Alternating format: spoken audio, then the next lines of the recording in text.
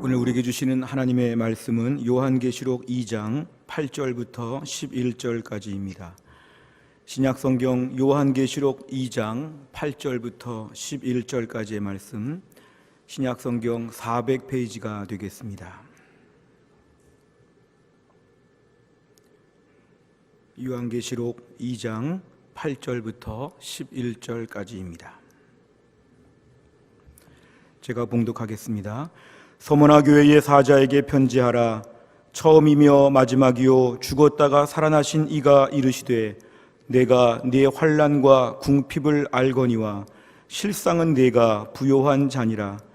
자칭 유대인이라 하는 자들의 비방도 알거니와 실상은 유대인이 아니요 사탄의 회당이라. 너는 장차 받을 고난을 두려워하지 말라. 볼지어다 마귀가 장차 너희 가운데서 몇 사람을 옥에 던져 시험을 받게 하리니 너희가 10일 동안 환난을 받으리라. 내가 죽도록 충성하라. 그리하면 내가 생명의 관을 네게 주리라. 귀 있는 자는 성령이 교회들에게 하시는 말씀을 들을지어다. 이기는 자는 둘째 사망의 해를 받지 아니하리라. 아멘. 기도하겠습니다. 하나님 아버지, 오늘 저희가 주님 앞에 예배를 드리며 이 시간에 저희가 함께 하나님 말씀을 듣는 시간입니다. 하나님 아버지, 말씀을 증거하는 주의 종을 성령 충만하게 하셔서 하나님 말씀을 권세 있고 능력 있게 대언하게 하여 주시옵소서. 하나님 말씀을 듣는 주의 백성들, 오늘도 온라인 예배를 드리며 주 앞에 나온 주의 백성들 한 명 한 명 이 말씀 앞에 주의 음성을 듣게 하여 주시고 힘들고 어려울 때 주의 말씀의 능력을 통해서 이 땅을 이겨나갈 수 있도록 은혜를 베풀어 주시옵소서. 모든 말씀을 예수님의 이름으로 기도하옵나이다. 아멘. 우리는 때로 우리의 환경과 상황에 대해서 아쉬워할 때가 많이 있습니다. 조금 더 내 삶에 환경적으로 뒷받침이 되었으면 참 좋을 텐데 아쉽다는 이런 마음입니다. 주변에 좀 서포트가 좀 든든하게 잘 되었으면 얼마나 좋을까. 예를 들어서 공부에 대한 걸 예를 들면 이런 것이 있습니다. 내가 좀 마음껏 다니고 싶은 학원에 다닐 정도로 좀 재정적인 지원이 우리 집에 좀 많았으면 얼마나 좋을까. 아니면 우리 가정의 부모님들이 늘 다투시거나 우리 가정에 좀 어려운 일들이 많아서 신경이 쓰여서 공부를 못하니까 좀 집안이 좀 평탄했으면 얼마나 좀 좋을까. 어떤 경우에는 공부를 참 잘하고 싶은데 이렇게 몸이 아파서 책상에 오래 앉아있기가 어렵고 조금만 책을 봐도 머리가 아프고 왜 이렇게 몸이 약할까. 이런 것들을 생각할 때마다 조금만 내 삶의 환경이 좋았으면 나는 참 잘할 수 있을 텐데 이런 마음을 가지고 있습니다. 어떤 경우에는 많이 도와주지 않아도 괜찮으니까 나를 좀 그냥 내버려만 둬도 좋겠다. 이러한 아주 소극적인 최소한의 마음도 우리는 일정 부분 가지고 있습니다. 그런데 이런 마음이 들 때 우리에게 그 다음 자연스러운 마음은 무엇일까요? 그것은 지금 내가 공부를 잘 할 수 없는 것은 당연하다. 이런 마음이 들 수 있습니다. 내 주변에 환경적으로 좋은 사람들은 공부를 잘할 수밖에 없지만 나처럼 환경이 안 되는 사람들은 공부를 못할 수밖에 없다. 옛날에 의하면 옛말에 개천에서 용이 난다 그랬지만 지금은 개천에서는 용이 날 수가 없다. 개천에서는 절대로 용이 날 수 없고 환경이 너무 중요하다. 이런 마음들을 저희는 그 다음으로 갖게 됩니다. 그러면서 우리는 지금은 내 모든 형편에 대해서 아무도 뭐라고 할 수 없고 어쩔 수 없다고 하는 식으로 지금의 모든 형편들을 그냥 합리화하는 식으로 저희들의 마음이 기울어지기가 참으로 쉽습니다. 비단 공부뿐만 아니라 우리들 모두에게는 모든 영역에서 이런 마음이 늘 있습니다. 지금은 특수 상황이고 어려운 상황이니까 아무것도 할 수 없으니까 어쩔 수 없고 나중에 잘하겠다. 나중에 지금의 특수한 상황이 일반 상황으로 바뀌게 되면 나중에 잘하겠다. 이런 마음들을 저희는 갖게 되는 것은 매우 당연합니다. 그러면서 지금의 시간들이 아깝게 그냥 막 흘러가는 것이죠. 마치 집안에 이렇게 물이 귀한 동네에서 마치 누가 수돗물을 잘못 열어놓고 잠그지 않았다면 아까운 물들이 지금 막 하수구로 빠지는 것처럼 아까운 시간들이 그냥 막 지나가죠. 누군가에게 다 변명하고 핑계하고 양해를 좀 구하면서 지금은 어쩔 수 없는데 조금만 지나면 잘하겠다. 이런 마음들이 있을 수가 있습니다. 우리가 지금 최근에 코로나19 사태를 우리가 겪으면서 점점 더 이 병이 전 세계적으로 퍼지고 심해지고 있고 또 장기화가 되고 있습니다. 전 세계적으로 30만 명 이상의 확진자가 나오고 그리고 11,000명 이상이 죽고 185개국에 걸쳐서 이 병이 퍼져 있다는 것은 전 세계적으로 어디도 안전지대가 없는 우리는 지금 이렇게 어려운 때를 살아가고 있습니다. 이럴 때에 우리 아이들의 개학도 4월로 연기가 되었고 심지어 7월 말에 있을 올림픽도 지금 연기해야 된다고 하는 말이 나올 정도로 언제 이것이 끝날지 우리는 알기가 참 어렵습니다. 예측을 하기가 어려운 때를 저희는 지금 살아가고 있습니다. 우리 주변에서 약을 만든다고 해도 언제쯤 그 약을 우리가 실제로 사용할 수 있을지는 아무도 모르고 이때에 모든 것이 다 연기되거나 취소되고 모든 것이 축소되고 있는 때를 저희는 지금 살아가고 있습니다. 재택근무를 하는 경우도 참 많이 있고 단축 영업을 하는 경우도 많이 있고 비대면하여 얼굴을 마주보지 않고 일하는 일들이 점점 많아지면서 이 사회가 지금 새로운 사회로 진입하고 있다고 봐도 우린 과언이 아닙니다. 이럴 때 우리의 삶의 경제적으로 또한 정서적으로 또 우리가 신앙적으로 얼마나 어려운 때인지 모릅니다. 이렇게 힘들고 어려운 때를 보내는 우리 모두에게 다시 한번 우리 주님의 위로하심과 돌보심과 강건하심으로 그 마음을 붙들어 주시기를 주의 이름으로 축원합니다. 우리 사랑하는 모든 성도들의 삶에, 가족의, 자녀의, 부모의 우리 모든 삶 가운데 이 복잡하고 어려운 땅에서 주님이 날마다 위로해 주시고 안아주시고 싸매어 주시고 붙잡아 주시기를 주의 이름으로 축원합니다. 우리가 지금 같은 때를 살아가면서 이제 한 가지 고민이 생겼습니다. 이것이 장기화가 된다면 이제 우리가 코로나 시대를 어떻게 믿음으로 살아야 될까? 이게 숙제입니다. 한두 주 정도 지나고 나면 금방 우리가 옛날 모습으로 돌아오기가 쉬운데 이것이 한 달 가까이 지금 4주차 온라인 예배를 저희가 드리지 않습니까?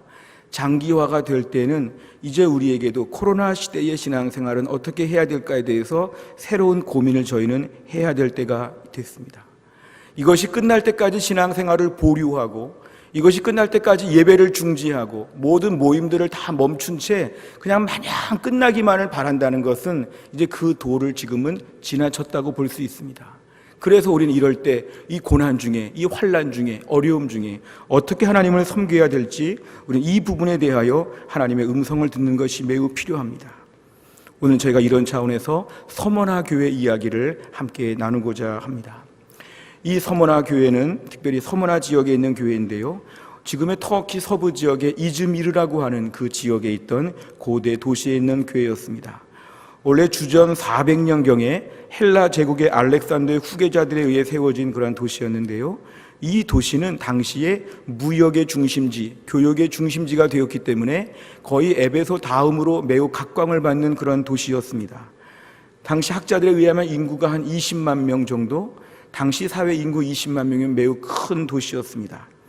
기록에 의하면 여기는 포장된 도로가 매우 탁월하고 도서관이 잘 되어 있고 체육관이 잘 구비되어 있는 로마 시대의 모든 문화를 다 보여주는 그런 화려한 도시였습니다.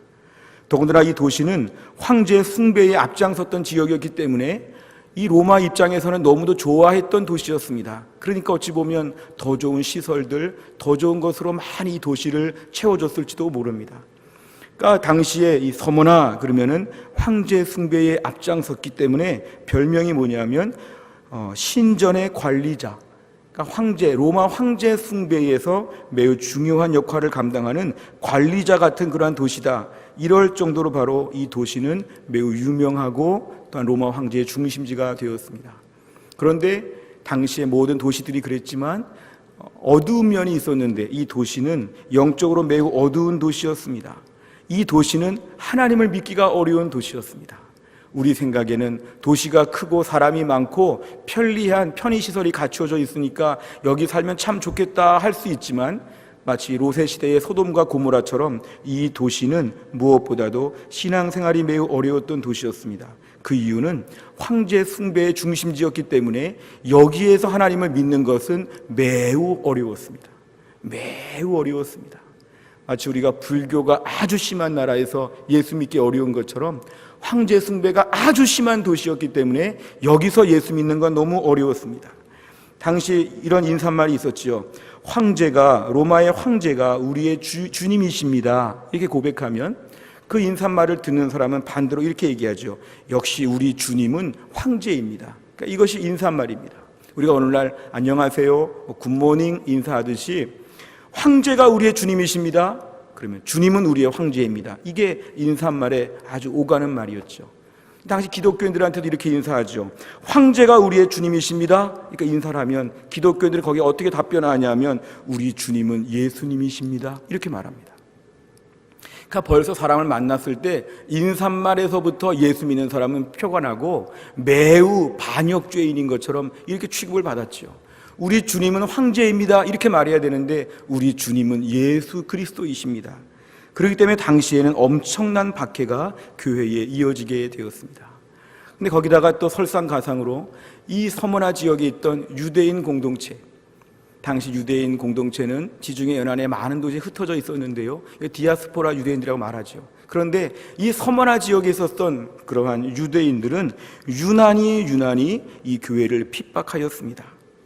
이 유대인 공동체가 이 서머나 교회, 어떻게 보면 유대인들이 중심으로 해서 믿음으로 살아보려고 많이 했었지만 여기를 많이 괴롭히는 공동체가 되어서 당시 유대인들 공동체로부터도 서머나 교회는 많은 핍박을 받았습니다.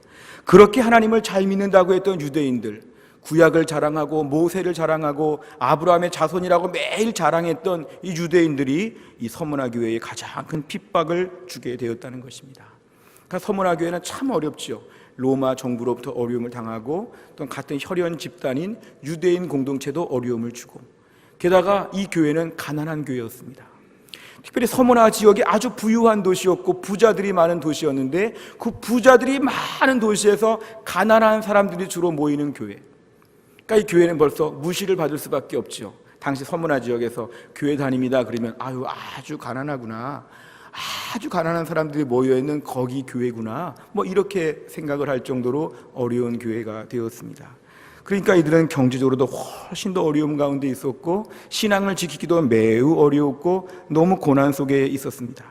당시 이러한 고난들은 사실 신약 성경에 여러 번 얘기한 대로 매우 암시가 되어 있는 말씀이었습니다. 바울은 고린도후서 1장 8절부터 10절까지 당시 교회 형편들을 얘기합니다. 제가 읽어드리겠습니다. 형제들아, 우리가 아시아에서 당한 환난을 너희가 모르기를 원하지 아니하노니 힘에 겹도록 심한 고난을 당하여 살 소망까지 끊어지고 우리는 우리 자신이 사형 선고를 받은 줄 알았으니 이는 우리로 자기를 의지하지 말고 오직 죽은 자를 다시 살리시는 하나님만 의지하게 하심이라. 그가 이같이 큰 사망에서 우리를 건지셨고 또 건지실 것이며 이후에도 건지시기를 그에게 바라노라. 아멘. 그러니까 당시에 이 초대교회 시절의 신앙생활 자체가 얼마나 힘들었는지, 살 소망이 끊어지고 거의 죽은 사람처럼 살았다는 것이 당시의 신앙생활의 모습이었습니다. 서머나 교회를 비롯한 당시의 모든 교회들은 이러한 어려움 가운데 있었습니다. 또 한 가지 히브리서 11장 35절 38절을 봐도 같이 얘기합니다.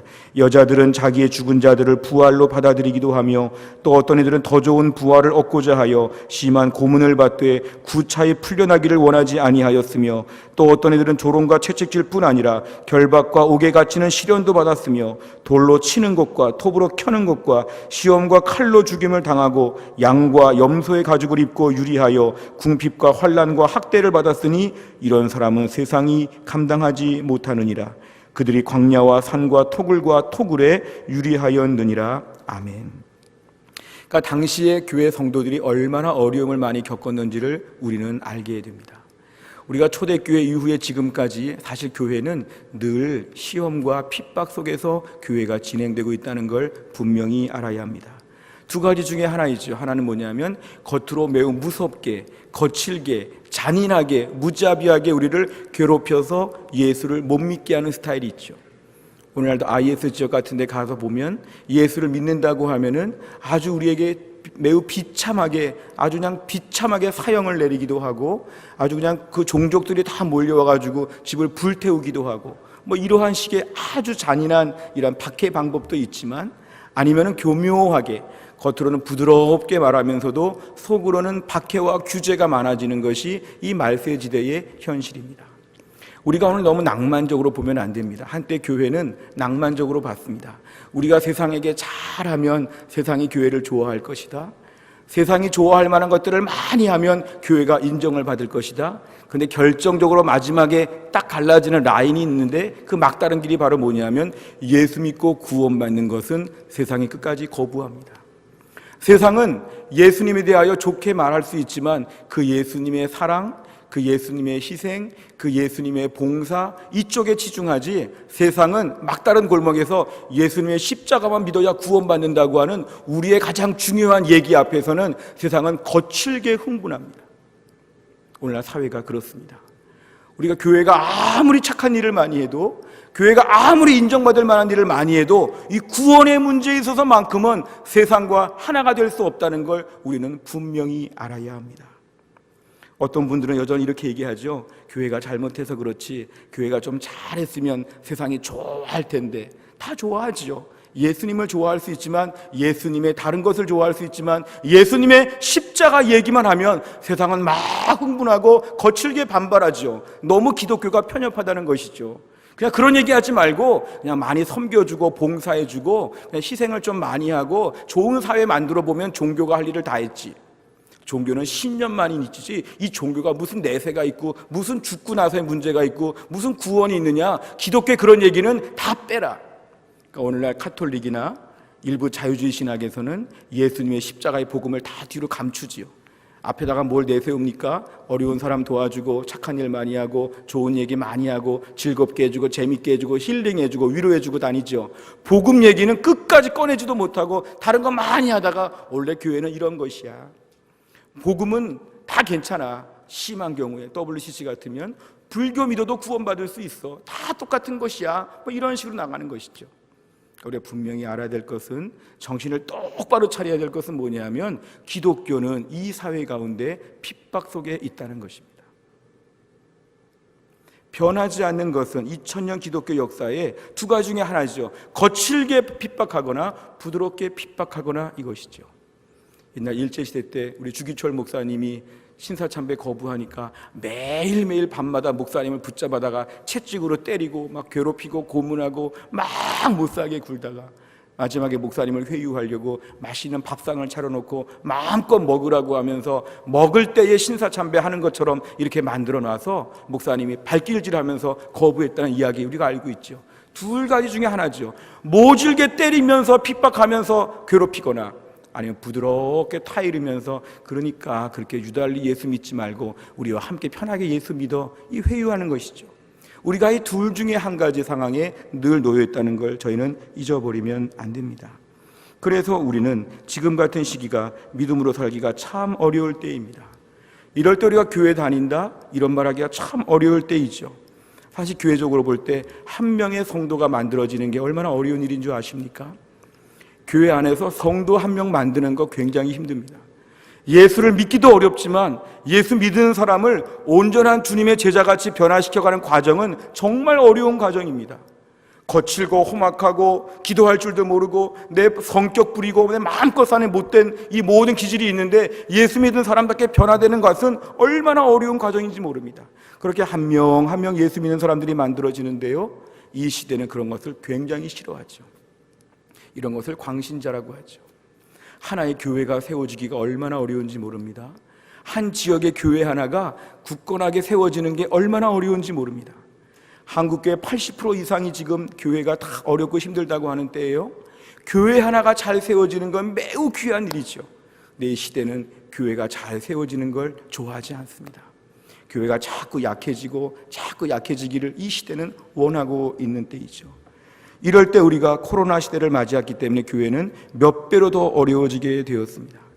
이 어려운 때를 저희가 살면서 우리는 핍박이 없는 때에 살지, 우리는 서문화 교회 시대가 아니지, 로마의 황제를 지금은 강요받지도 않지, 이 정도면 예수 믿는 거 좋은 시대이지, 나는 편하게 예수 믿을 수 있어, 마음껏 예수를 믿을 수 있어, 이런 말을 지금 못한다는 것입니다. 교묘하게 교회를 어렵게 하고 우리의 신앙을 무너뜨리고 자꾸만 저희들의 마음이 변질되게 만들고 수준 이하로 하향 평준화시키는 시대 가운데 믿음을 지켜나가는 것은 꽤 어렵다는 것입니다. 로마서 10장 17절에 보면 그러므로 믿음은 들음에서 나며 들음은 그리스도의 말씀으로 말미암아 느니라. 하나님 말씀을 많이 들어야 믿음이 생긴다는 것이죠.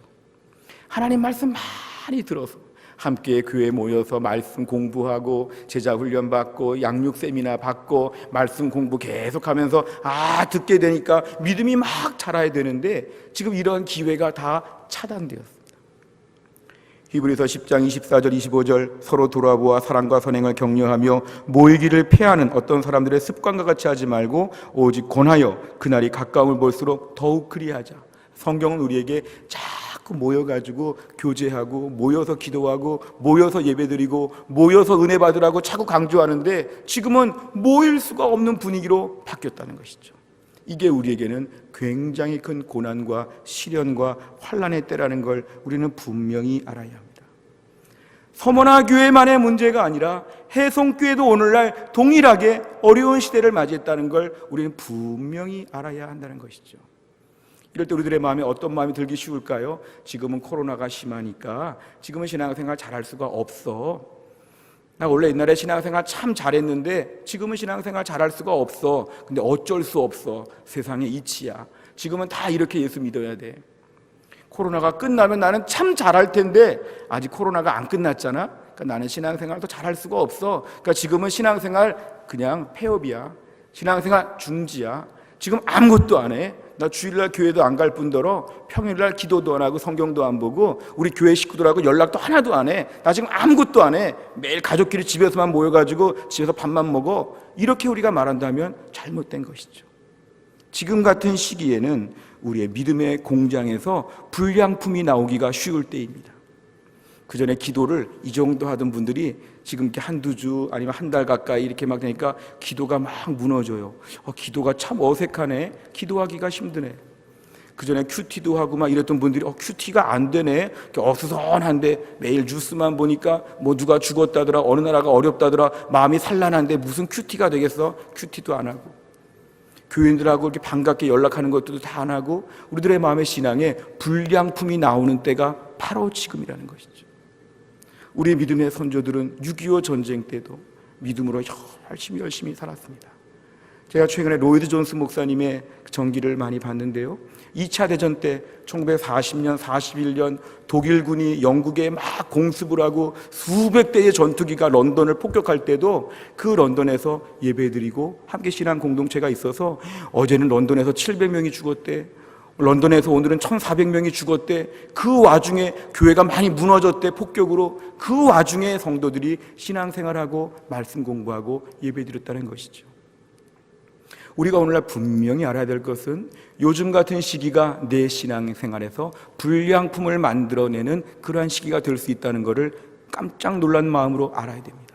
주님, 지금의 시기가 내 신앙생활에 불량품을 만드는 때가 되지 아니하도록 인도하여 주옵소서. 오히려 지금은 더 장인들이 만든 아주 문화재 같은 더 최고의 믿음 생활을 할 수 있도록 은혜를 베풀어 주시옵소서. 자꾸 내 주변에서 믿음 생활 약하게 하는 사람들의 이야기만 많이 듣다 보면 저희는 지금 더 가라앉을 수밖에 없죠. 근데 서울의 다른 교회, 이때를 이겨가는 교회들을 보니까요, 이때 얼마나 SNS나 많은 매체들을 동원해서 신앙생활 잘해보려고 애쓰는지 모릅니다. 얼굴과 얼굴을 대해서 만나지는 못해도 각종 모든 매체들을 동원해가지고 다락방도 모이고 나름대로 열심히 하는 분들이 얼마나 많은지 모릅니다. 우리 그런 분들을 보면서 주여, 지금도 내 신앙생활에는 최고의 퀄리티를 유지할 수 있도록 은혜를 베풀어 주시옵소서. 한두 주 휴가 맞은 것처럼 느슨하고 편안하고 더 편안하게 지내는 지금은 그런 휴식 기간이 아니라 내 신앙생활에 최고의 퀄리티를 유지하는 믿음의 절정기가 되게 하여 주시옵소서. 이런 은혜를 우리 모두에게 주시기를 주의 이름으로 축원합니다. 여기서 우리가 분명히 알아야 될 것은 오늘 본문에 보시면, 오늘 본문의 9절에 보시면 내가 네 환난과 궁핍을 알거니와, 내가 네 환난과 궁핍을 알거니와. 오늘 저 말씀 잘 보셔야 됩니다. 주님께서 서머나 교회의 환난과 궁핍을 안다는 것이죠. 너희 부유한 도시에서 너희들 무척 가난하게 살고 있지. 너희들 같은 민족이랑은 유대인 공동체가 많이 괴롭히고 있지. 로마 황제 숭배하는 도시에서 너희가 어려움을 당하고 있지. 내가 환난과 궁핍을 다 안다는 것이죠. 저 안다는 말은 주님이 이것을 불쌍히 보신다는 것입니다. 이런 게 있죠. 마음이 짠할 때가 있죠. 부모님이 사랑하는 자녀가 멀리 타양 가서 잘 먹지도 못하고 직장에서는 매일 혼나고 우리 아이가 어디 가서 막 고생하면 부모가 그걸 모든 걸 다 알게 되면 부모의 마음이 어떻습니까? 마음이 막 짠하죠. 우리 아이 얼마나 힘들까? 밥은 잘 먹고 다닐까? 얼마나 힘들까? 직장 어렵다는데 어떻게 할까? 힘들고 어려운 걸 다 알죠. 불쌍히 보는 마음이 있죠. 오늘 본문의 9절에서 내가 내 환난과 궁핍을 안다는 것은 매우 불쌍하게 주님이 보신다는 것입니다. 오늘날 형편과 사정에 대해서 우리 주님이 지금 우리 교회의 우리 모두의 형편을 우리가 불쌍히 보시는 주님을 저희는 바라봐야 합니다. 내가 힘들고 어려워도 주님은 알아주시지. 내가 지금 돈도 잘 벌지 못하고 내가 지금 매우 불안하고 답답하고 매일 우울하고 암담하고 신앙과 가정과 교회 나라와 민족 모든 현실 가운데 다 엉망진창 뒤죽박죽인 상에서 얼마나 마음 아파하고 매일매일 허덕이며 사는지를 우리 주님께서 알아주신다. 내가 다 알고 있다. 이것입니다. 우리들의 지금 상태가 어떤지를 주님이 다 아신다는 걸 우리가 이때 붙잡아야 됩니다. 주님은 지금 나를 불쌍히 보시지. 한국교회를 불쌍히 보시지. 주님께서 우리 모두를 다 불쌍히 보시고 아시니까 내가 주님이 나를 알아주심을 통해서 우리가 위로를 받을 수가 있다는 것입니다. 주님이 다 아시니까 불쌍히 보시니까 해결해 주시겠구나. 주님 뭔가 일하시겠구나. 주님이 다 아시겠구나. 이스라엘 백성들이 애굽에서 400년이 넘도록 노예 생활하고 애굽에서 막 괴로움을 당할 때 하나님이 이스라엘 백성들의 형편을 다 아셨습니다. 애굽에서 그 60만 명 이상의 수백만 명의 사람들이 애굽에서 막 고생하고 있을 때 하나님께서 그 형편을 다 아시고 하나님이 그 일 가운데 하나님의 해결을 보여주셨다는 것입니다. 우리가 오늘 믿을 것은 뭐냐면 하나님이 지금 우리 모두의 형편을 아심을 믿습니다. 내 개인적인 형편, 제가 전화신방 해보니까요, 가게 문을 닫는 분들, 더 어려운 분들, 투석을 받는 분들은 병원에 또 꼭 가야 되고 지금도 어려움 중에 있는 많은 분들 이 형편과 사정 너무 막막하죠. 근데 중요한 건 뭐냐면 주님이 지금의 형편을 알아주심을 믿습니다. 내가 얼마나 가난한지, 내가 얼마나 아픈지, 내가 얼마나 속상한지, 내가 얼마나 견디기 어려운지 형편과 사정 아무도 몰라주지요. 심지어 자식도 모르죠. 심지어 부모도 모르죠. 나만이 가지고 있는 이 시대에 나 혼자만의 은밀한 아픔과 두려움과 이 모든 괴로움 가운데 오늘 주님 말씀하십니다. 내가 내 환난과 궁핍을 다 안다. 주님이 나를 지금도 알아주시고 이해해 주시고 이 문제 가운데 하나님의 손이 역사하여 주실 것을 믿으시기를 주의 이름으로 축원합니다. 오늘 또 한 가지 다시 한번 구절을 보여주시면 내가 내 환난과 궁핍을 알거니와 실상 사실은 너 매우 부유하다는 것이죠. 매우 부유하다. 저것은 실제로 가난한 백성들이었지만 오늘 주께서는 네가 진짜 부자다. 이 서머나 지역에 있는 화려한 도시, 아주 큰 건물 가지고 있고 부자처럼 떵떵거리며 사는 사람들, 영적으로 다 가난한 사람들이다. 그런데 네가 실상은 매우 부유하다는 것은 주님의 관점에서는 서머나 교회 성도들이 아주 갑부와 같이 재벌과 같이 귀한 자가 되었다는 것입니다. 이게 말세에 주님께 주시는 우리의 음성입니다.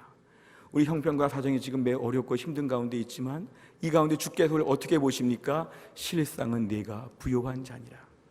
지금처럼 어렵고 힘들 때 왜 우리가 부요합니까? 주님이 불쌍히 보시니까 우리는 부요한 자가 되었죠. 주님이 도와주실 것이니까 우리는 부요한 자가 되었죠.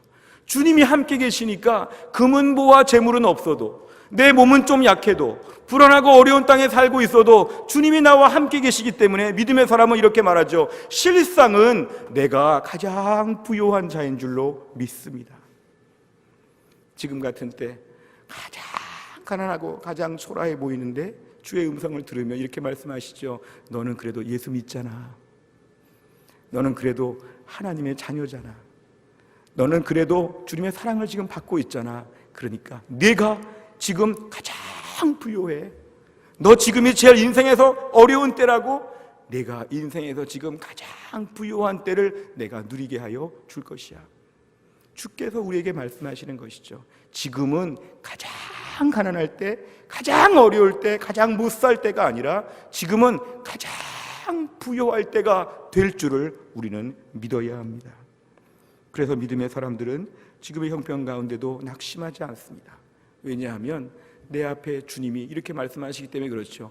예수 믿는다는 걸 한 가지만 분명하면, 예수님 손 잡고 있는 거 한 가지만 분명하면 네가 가장 부요한 자이다. 가장 부요한 자이다. 여기엔 참 고도의 믿음이 필요합니다. 주님 좀 돈을 주시면서 코로나가 좀 다 끝나면서 말씀하시면 좀 믿을 텐데 지금 어려운 가운데 있고 코로나도 아직도 오래 간다고 하는데 어떻게 이런 말씀을 믿습니까? 우리 안에 반발심이 생겨날 수 있죠. 근데 이때 바로 믿음이 필요한 것입니다. 믿음은 이것입니다. 실상은 내가 가장 부요한 자니라. 이러한 주의 말씀을 내 마음에 전인격적으로 받아들일 수 있기를 주의 이름으로 축원합니다. 주께서 이 서문화 교회를 칭찬하시는 것은 사실은 매우 특별합니다. 서문화 교회가 당시에 가장 큰 교회가 되었거나, 서문화 교회가 외적으로 아주 화려했거나, 서문화 교회가 아주 용맹무쌍했거나 대단한 업적이 있었거나 이런 것이 아닙니다. 서문화 교회는 그냥 한 지역에서 성도들도 많지도 않고 가난하고 있으나 마나 한 것 같이 보이고 초라해 보이고 연약해 보이는 작은 교회였는데 주님이 그 한 지역에 있는 작은 교회를 향해서 네가 실상은 가장 부유한 자라고 말씀하시는 것은 주님의 기준이 다르다는 걸 얘기합니다. 흔히 우리는 큰 교회, 작은 교회, 건물이 멋있는 교회, 건물이 초라한 교회, 사람이 많은 교회, 적은 교회, 이런 것들을 자꾸 비교합니다. 그러면서 야 부요해 보이는데, 멋있게 보이는데 이렇게 얘기를 하죠. 근데 오늘 말씀에 의하면 실상은, 이 말이 참 중요합니다. 주님 보실 때는 실상은 내면적으로 보니까, 내가 한번 보니까 이 서문화 교회가 가장 부요한 교회다. 오늘 본문에 많은 교회들이 나오죠. 요한계시록 2장과 3장에 보면은 에베소, 서문화, 버가모, 두아디라 많은 교회가 나오죠. 7개 교회가 나오는데요, 7개 교회 중에서 책망을 받지 않은 교회가 서문화 교회입니다. 이런 느낌이죠. 시골에 작은 개척교회가 있는데 그 교회가 남들 앞에서 볼 때는 저 교회가 저 교회가 이렇게 볼 수 있는데 주님은 이 교회가 가장 부요한 교회다. 이 교회가 이 동네 한국에서 가장 큰 교회다. 주님이 뭘 보십니까? 이 교인들은 환난 가운데 믿음을 지켰다는 것입니다. 우리 오늘날 많은 것을 업적을 쌓고 많은 사역들을 감당하고 아주 위대해 보이는 교회를 꿈꾸지만 하나님 볼 때는 제일 중요한 게 이것입니다. 환난 중에 믿음을 지키면 부요한 교회가 되는 것을 믿어야 합니다. 지금처럼 힘들 때, 지금처럼 코로나 때문에 어렵고 힘들 때 해송교회는 믿음을 지키는 교회네, 해송교회가 이때 믿음을 잘 지키고 있네, 우리 사랑하는 장로님들, 교육자님들, 우리 모든 직원들, 우리 모든 순장님들, 전도회장님들 열심히 교회를 위해 기도하고 이 교회를 향해서 교회가 다락방과 전도회별로 원활하게 막 움직이면서 말씀을 사모하고 코로나가 무색할 정도로 이겨나가는 교회네. 이 교회가 부유한 교회이구나. 오늘 주님이 보실 때는 우리 교회가 부유한 교회가 되기 위해서는 지금의 어려울 때 단단히 믿음을 지키는 것이 필요합니다. 제가 말씀을 준비하면서 의연하다 이런 말씀을 단어를 찾아봤습니다. 우리말에 의연하다 이런 말이 있는데요, 단어의 뜻이 이런 것입니다. 두 가지 한자가 있더라고요. 의연하다, 하나는 의지가 굳세어서 끄떡없다 이런 뜻의 의연도 있고요, 또 한 가지 의연은 전과 다름이 없다, 둘 다 쓰입니다. 의연하다는 것이죠. 환난과 어려움들이 많이 있는 지역에서 환난과 어려움이 많은 때에도 믿음을 지키는 그런 교회, 믿음을 지키는 성도, 대단한 것을 하지 못해도 이때 믿음을 지키고 있으면 주님이 이렇게 말씀하시죠. 너는 참 부요한 자다. 너는 참 부요한 자다. 평상시 잘 몰랐는데 어려움을 겪고 나니까 너는 참 믿음이 좋구나. 이 교회는 참 믿음이 좋은 교회구나. 우리 주님께서 칭찬하여 주실 것입니다. 이사야 26장 3절에 보면 주께서 뭘 보십니까? 주께서는 심지가 견고한지를 보십니다. 심지 견고한 것은 보이지 않는 마음속에 감춰져 있는 아주 심지가 튼튼한 것이죠. 안 보이는 것인데 이게 견고한 자가 평강하고 평강하도록 하나님이 지켜주신다고 말씀하셨습니다. 겉모습이 아니라 속에 심지가 견고한, 외유내강, 겉으로 볼 때는 좀 약해 보이고 가난해 보이고 초라해 보이는데 속에 심지가 견고하면 주께서 평강으로 인도해 주신다고 말씀하여 주셨습니다. 우리가 이러한 때는 심지가 견고하도록 기도해야 됩니다. 주님, 우리 교회가 심지가 견고한 교회가 되게 하여 주옵소서. 우리 성도들의 믿음이 심지가 견고해지게 하여 주옵소서. 남들 앞에서 마음에는 아주 단단한 마음의 중심 축이 꽉 잡혀 있도록 우리의 믿음을 지켜 주시옵소서. 이런 말이 있습니다. 못생긴 나무가 산을 지킨다. 잘생긴 나무는, 대단한 나무들은 일찍이 다 목재로 쓰이려고 배임을 당한다는 것이죠. 산에 산비탈에 가다 보면은 찌그러지고 삐뚤어지고 번듯하게 하나 목재로 쓸 수 없는 나무들이 주로 남아 있는데, 이런 나무가, 못생긴 나무가 그 산을 지켜서 오랫동안 있는다는 것이죠. 우리 신앙생활도 이런 것이 참 많은 것 같습니다.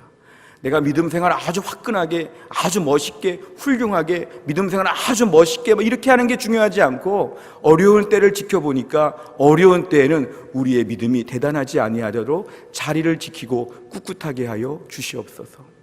이게 바로 심지가 견고한 믿음입니다.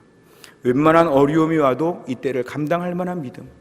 힘들고 어려운 일이 와도 주님이 다 아시니까 나는 믿음으로 지금 열심히 살아야 돼. 코로나 시대에도 나는 믿음으로 살 거야.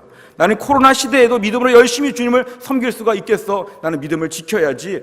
이렇게 하나님께 담대히 고백하는 믿음의 사람, 이런 사람들이 오늘 주께서 평강의 평강으로 인도하여 주신다는 것입니다. 오늘 본문의 10절을 보면 너는 장차 받을 고난을 두려워하지 말라. 오늘 저 말씀은 좀 야속하죠. 9절까지 칭찬 다 해주셨는데, 환난 중에 있는 거 내가 알고 너는 부요하고 너는 참 잘하고 있다고 칭찬하셨는데, 10절에 보니까 너는 장차 받을 고난, 앞으로 고난이 좀 더 있다는 것입니다. 아니, 그동안 고난 많이 받았던 이 서문화 교회가 고난 또 받는다는 것입니다. 그런데 장차 받을 고난을 너는 두려워하지 말고 이때를 잘 감당하면 맨 밑에 죽도록 충성해 보면 내가 생명의 관을 내게 줄 것이다 약속하여 주셨습니다. 우리가 오늘 믿음 생활하면서 우리 안에 공식이 있습니다. 인과응보죠. 권선징악이죠. 내가 믿음으로 잘 살면 시련이 없다. 시련이 있다가도 믿음으로 잘 살면 다 해결된다. 그러니까 우리가 너무 단순하게 도식화하기 때문에 때로 너무 상처를 많이 받고 실망할 때가 많습니다. 서문학교회는 현실적인 고난과 아픔을 감당한 교회로 칭찬을 받았는데, 앞으로도 고난과 아픔이 있다는 것입니다. 그래서 중요한 건 뭐냐면, 죽도록 충성하라는 것은 죽을 정도의 마음을 가지고 한번 충성해보고 믿음을 지켜보라는 것입니다. 그리할 때 생명의 관을 줄 것이라고 오늘 분명히 말씀하여 주셨습니다. 우리 신앙생활은 고난의 일상 가운데도 믿음을 지켜야 합니다. 오늘 중요한 요절입니다. 고난의 일상, 믿음의 일상 같은 것이죠. 고난이 일시적으로 왔다 가면 참 좋은데요, 고난이 일상화가 되고 코로나가 당분간 우리의 일상화 삶이 되었을 때 믿음도 일상화가 되어야 한다는 것이죠. 고난이 일상화되어서 고난이 지금 정착되었는데 믿음은 지금 다 잃어버리고, 나는 코로나 때문에 신앙생활 못해, 나는 예배할 수 없어, 믿음 못 지켜, 이런 식으로 자꾸 하다 보면은 이 기간이 장기화될수록 우리 영혼이 죽어간다는 것입니다. 이럴 때 우리가 제일 중요한 것은 이때에도 주여 우리의 믿음을 지키게 하여 주시옵소서. 이 코로나가 아무리 힘들고 어려워도 이때를 믿음으로 감당하면서 우리도 이때를 감당할 코로나 시대의 믿음 생활의 방법을 터득하게 하여 주시옵소서. 이 기간은 분명히 끝날 것인데 그 끝나기 전까지도 우리의 믿음이 하나님 앞에 정상적으로 작동하게 하여 주시옵소서. 빌립보 3장 20절 21절 우리의 시민권은 하늘에 있기 때문에 이 땅에 시련과 고난과 아픔이 와도 내 시민권은 하늘에 있기 때문에 나는 괜찮아, 내 믿음이 지금 잘못된 거 아니야, 내 천국이 지금 없어진 거 아니야, 내 시민권은 하늘에 있기 때문에 나는 괜찮아, 이렇게 담대한 믿음으로 우리가 고백해야 한다는 것입니다. 이런 분명한 믿음이 우리에게 필요합니다. 로마서 8장 18절 현재의 고난은 장차 우리에게 있는 영광과 비교할 수 없다. 지금 고난이 있는데요, 고난 가운데 내가 믿음 생활 하는데요, 나중에 우리에게 주님이 주실 영광을 지금 생각해 보니까 너무도 휘황찬란합니다. 지금의 어려움이 있어도 엎치락 뒤치락 고난이 또 있다가 없다가, 오늘 확진자가 또 늘었다가 줄었다가, 이 세상에 많은 뉴스들이 매일매일 변동이 있지만 우리에게 변함이 없는 건 뭐냐면 지금의 이런 고난 가운데 사는 거, 지금의 고난 가운데 믿음을 지키는 거, 나중에 영광이 우리에게 기다리고 있다는 걸 믿어야 합니다. 이 세상이 전부라면 우린 제일 불쌍하죠. 그러나 우리에게 하나님 주실 영광이 지금도 확실하게 보장되어 있기 때문에, 확실한 영광의 때가 있기 때문에 이 땅에서 우리가 끝까지 죽도록 충성하기만 하면 우리의 믿음을 지켜갈 수 있다는 것입니다. 우리는 지금 봄, 여름, 가을, 겨울이 있는 이런 시대를 살고 있습니다. 봄이 되면 봄의 옷을 입고 가을의 옷을 같이 이렇게 춘추복으로 입죠. 여름이 돼서 아주 뜨거우면 반팔 같은 것을 입고 반바지 같은 걸 입죠. 겨울에 아주 추워지게 되면 겨울에 두꺼운 옷을 또 입죠. 대략 이렇게 한 두세 가지 우리 옷을 늘 번갈아 이렇게 입고 사는데요, 비가 오나 눈이 오나 날씨가 추우나 더우나 직장도 다니고 공부도 하고 우리 일상을 다 감당합니다. 예를 들어서 나는 비 오면 일 안 해, 나는 추우면 직장 가기 싫어, 이런 말 못하죠. 추우면 든든하게 입고 직장 가야죠. 비가 오면 우산 쓰고 직장 가야죠. 이런 것이 우리 삶에는 일상에 대해서 적응하는 훈련입니다. 제가 대학 다닐 때 어느 교수님은요, 교양 과목을 가르치면서 아주 몇백 명이 듣는 교양 과목의 인기 선생님이었습니다. 근데 왜 이렇게 학생들이 모이나 봤더니 이분은 수업도 일찍 끝나고 특별히 무엇보다 비 오면 휴강이기 때문에 수업도 별로 안 한답니다. 학생들이 비만 오기를 기다리죠. 어떤 학생들은 기우제를 드려야 되나 막 이럴 정도로 비만 오면 수업을 안 하니까 너무 기다리는 것이죠. 비 오면 수업 안 한다, 비 오면 공부 안 한다. 사실은 잘못된 것이죠. 비가 와도 여전히 수업도 하고 공부도 해야 정상이죠. 우리가 요즘 같은 때를 살아가면서 우리에게는 요즘에도 믿음으로 사는 법을 자꾸만 훈련해야 됩니다. 주님, 코로나 시대에 내가 믿음으로 사는 법을 철저하게 배우게 하여 주시옵소서. 믿음의 두꺼운 옷을 입고 이 때를 감당하게 하여 주시옵소서. 내가 이때도 열심히 예배드리고 이때 유튜브나 스마트폰, 컴퓨터 이런 것들을 적극적으로 활용해서 하나님 말씀을 더 열심히 경청하고 최선을 다해서 예배를 드리고, 또 내일부터 우리가 20일 동안 교회에서 온라인 저녁 특별 기도회를 할 때도 매일매일 참여해서 내가 지금 코로나 시대이지만 나는 매일 집에서 말씀 읽고 기도한다, 이때를 말씀의 능력을 체험하고 싶다, 주님의 고난주간을 앞에 놓고 내가 이렇게 안일하게 살 수가 없다, 말씀으로 붙잡힘 받고 싶다, 이런 간절한 마음 가지고 지금의 때를 살아가게 되면 이 때를 저희가 믿음으로 극복하며 감당할 수가 있을 것입니다. 우리의 신앙의 일상이 많이 무너진 때에 고난 때문에 그렇다고 어쩔 수 없다고 이런 말들이 막 우리 안에서 생겨나지만 이 때는 정말 믿음으로 살아야 될 때입니다.